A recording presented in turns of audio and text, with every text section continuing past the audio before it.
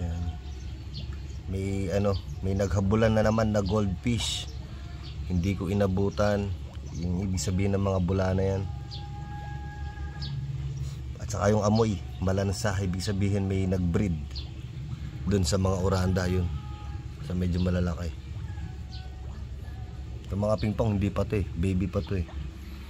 Ito yung mga sinasabi kong pingpong sa inyo na nandito sa likod. Madami pa yan.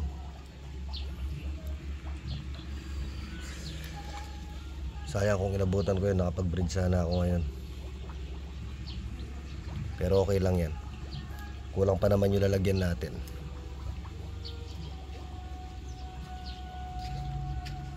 Yan, ganito lang ako every morning bago mag-start sa trabaho.